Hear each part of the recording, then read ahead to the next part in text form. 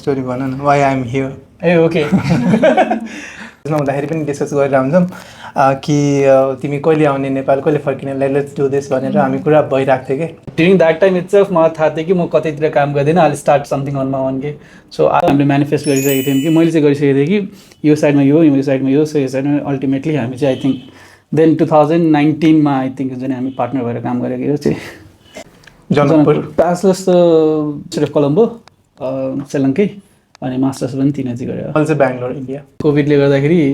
Take thing चाहिँ हुन्छ नि which was in a blooming stage त्यो साइडमा चाहिँ त्यही भएर चाहिँ टेक चाहिँ स्टार्ट गरेको फर्स्टमा अनि एज अ फर्स्ट प्रोडक्ट हामीले स्कुल म्यानेजमेन्ट सिस्टम बनाएको थियौँ supply to most of the schools भन्नुहुन्छ नि इन तराई डायरीवाला स्टोरी भन न why I am here A okay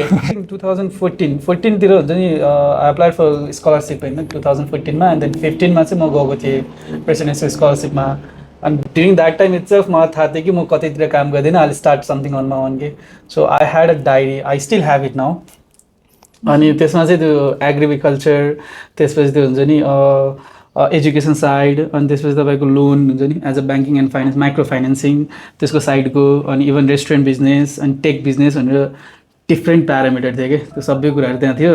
अनि को मान्छे कुनमा फिट हुन्छ भनेर हुन्छ नि त्यो चाहिँ मैले यो गरिरहेको थिएँ कि किनै थिएँ कि अब पोसाक भने चाहिँ त हाम्रो मल्टिभेन्डर इकमर्स हो त्यो चाहिँ फेसन एन्ड क्लोदिङतिर थियो कि खासमा अनि the first person that came in to my mind was Praveen कि अनि प्रवीणको नाम लेखिरहेको थिएँ अनि प्रवीणको अन्डर फेरि अरू मान्छेहरू पनि राखिरहेको थिएँ कि कोही कुरा चाहिँ एग्रिकल्चर साइडमा चाहिँ सिन्स पुष्प वाज स्टडिङ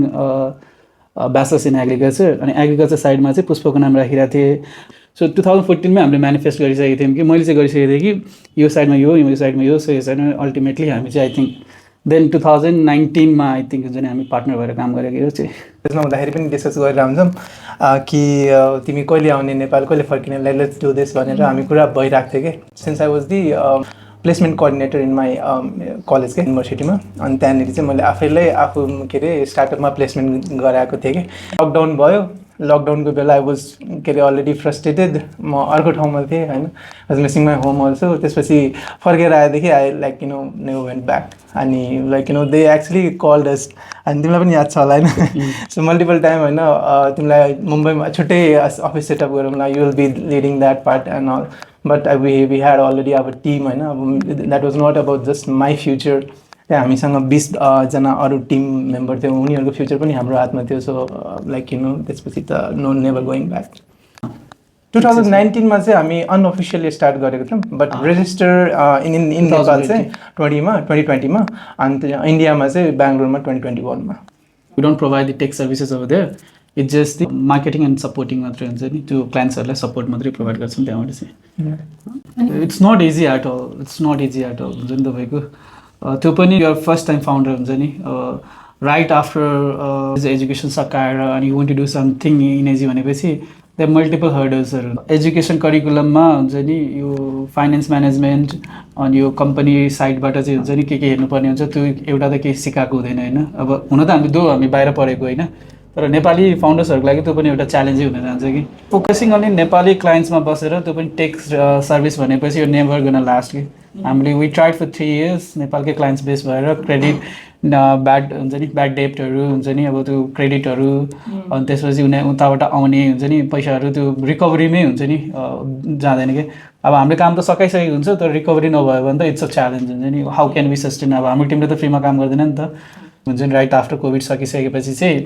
बाहिर जाउँ हुन्छ नि लेट्स गेट प्रोजेक्ट्स त्यसपछि नेपालमा चाहिँ हुन्छ नि किन रिसोर्सेस नेपालको they are in a good quality हुन्छ नि they are in good quality with the better हुन्छ नि प्राइसिङ पनि एनर्जी तर सेम कुरा तिम्रो बाहिर तपाईँले हुन्छ नि हेर्नु खोज्नुभयो भने it's very expensive easy choose गरेर त्यहाँ आएको होइन हामी तर it's not as easy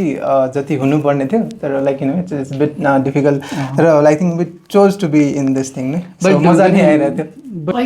how many people are there? Altogether 21 to 25. Yes. How many countries have you been able to work with? 7, 8 होला हजुर 7, 8. Yeah. And what do you think has worked for you the best in terms of marketing to be able to expand to like 7, 8 countries? No अहिले marketing take सर्भिसमा त marketing भन्दा पनि त्यो quality of work provide गर्छ जस्तै हामी different कन्ट्रिजमा गएर हामीले मार्केटिङ गरेकै होइन अब लेट्स स्टार्ट फ्रम युएस पनि तपाईँको इन्डियामा जति बेला हामी हुन्छ नि इन्डियन बेस्ड प्रोजेक्ट्सहरू लिइरहेको थियौँ so we met a person हुन्छ नि जुन युएस बेसमा हुन्छ नि प्रोजेक्ट्सहरू लिन्छन् देन सप्लाई गर्छन् so we provide a good quality that हुन्छ नि पाइलटिङ मात्रै गरेको थियौँ त्यसमा चाहिँ we provide a good quality of website to that person त्यसपछि उसले चाहिँ युएस बेस्ड प्रोजेक्ट्सहरू दिन थाल्यो सो उसको नेटवर्कबाट we were to able to explore UK त्यसपछि जापानमा हुन्छ नि quality of work word of mouth, like yeah, that's one. Fresher, I would like यहाँ चाहिँ अब यहाँनिर चाहिँ हाम्रो कम्पनीमा मोस्ट अफ द इन्टरभ्युज मैले लिन्छु कि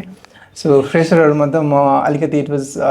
रियली फ्रस्ट्रेटिङ के सुरुमा किनकि इन्टरभ्यूमा बोलाउँदाखेरि इट वाज लक इन्टरभ्यूमा आएको जस्तो फिलै हुन्थेन कि म एज अ इन्टरभ्युअर म चाहिँ इन्टरभ्यूमा जस्तो बसिरहेको जस्तो फिल हुन्थ्यो तर उहाँ उताबाट आउँदाखेरि चाहिँ इट वाज टोटली के अरे I don't know where he or she is त्यो प्रोफेसनलिजम त्यसपछि सफ्ट स्किल्सदेखि लिएर आफूलाई कसरी प्रेजेन्ट गर्ने basically you sell yourself in the interview नि त होइन म यहाँनिर इन्टरभ्यू दिन आएको छु सो मेरोमा के एक्सपर्टिज छ त्यो आफूलाई कम्युनिकेट गर्ने त्यो कम्युनिकेसन त पछि आउँछ त्योभन्दा पहिले त एपियरेन्स पनि लाइक जज गरिदिइहाल्छ मान्छेहरूले सो त्योहरू पनि एकदमै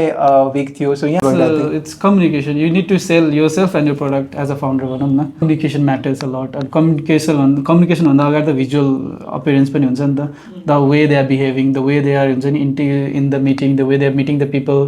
ग्रिटिङ द पिपल सो त्यो सफ्ट स्किल्सहरू पनि हुन्छ नि आई थिङ्क हामीहरू आई थिङ्क त्यो पनि एउटा यहाँनिर चाहिँ ल्याकिङ छ क्या कम्युनिकेसन र सफ्ट स्किल्स ट्रेनिङ स्किलमा as a founder learn to use AI right no because you can automate most of your works using AI हुन्छ नि अब अहिले भर्खर कन्ट्रोभर्सियल कुराहरू छ हुन्छ नि एआई विल रिप्लेस यर वर्कहरू हुन्छ नि त्यस्तो चाहिँ I don't think the one who is able to use AI is better than who is not able to use the AI or optimize the AI साइडमा कि बिकज चारजनाले काम गर्ने मान्छे एकजनाले पनि गरिदिन सकिन्छ क्या त्यो सो एआई इज हुन्छ नि is the optimum tool that you can use it right learn to read the finance paper हुन्छ नि त्यो चाहिँ भेरी इम्पोर्टेन्ट हुन्छ जान्छ कि अनि टेक्निकल साइडबाट पनि हुन्छ नि अब टेक्निकल साइड डजन्ट मिन कोडिङै आउनुपर्छ नि छैन कि so have that a little bit of AI knowledge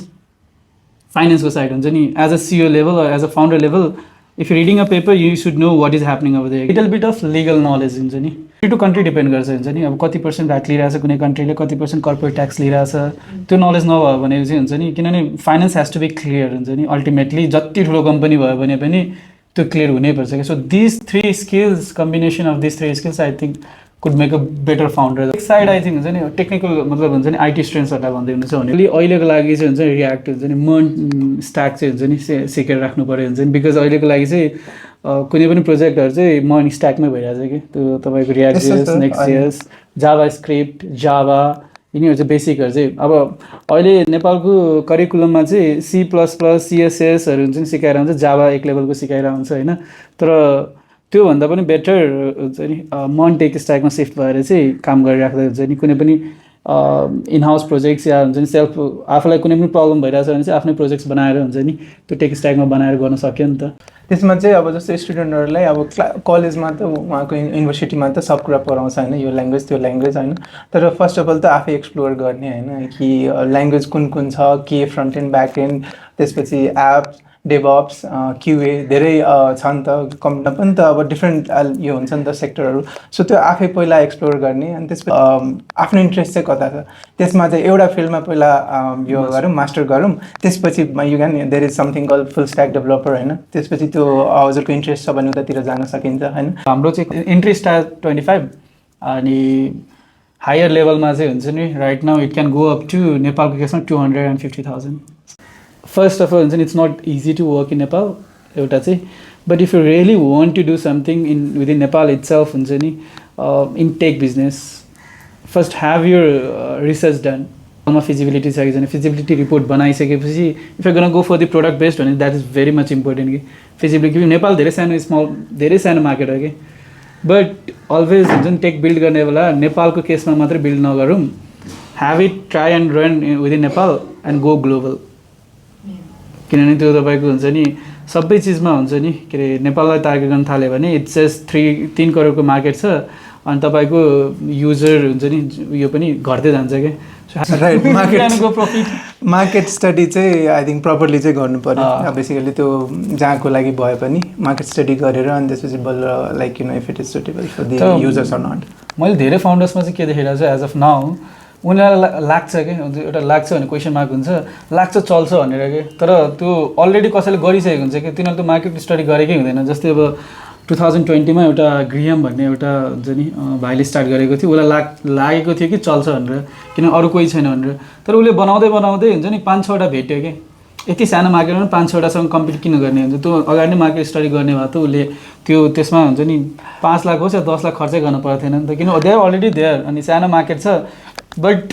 हुन्छ नि त्यो कम्पिटिटरसँग चाहिँ निस के छ उनीहरूले के प्रोभाइड गरेको छैन ह्याभ इट अनि त्यो कुरा चाहिँ तपाईँले युटिलाइज गर्न सक्यो आफ्नो प्रडक्टमा कि सो त्यो चाहिँ बेटर हुन्छ जस्तो एज यु मेन्सन होइन जति के अरे एकदम सानो मार्केट छ कि अब हाम्रो नेबर कन्ट्रीलाई लियो भने त्यहाँनिर यति धेरै पपुलेसन छ भने एउटै प्रब्लमको लागि 10वटा के अरे सल्युसन्सहरू लिएर आउँछ कि एप्लिकेसन भनौँ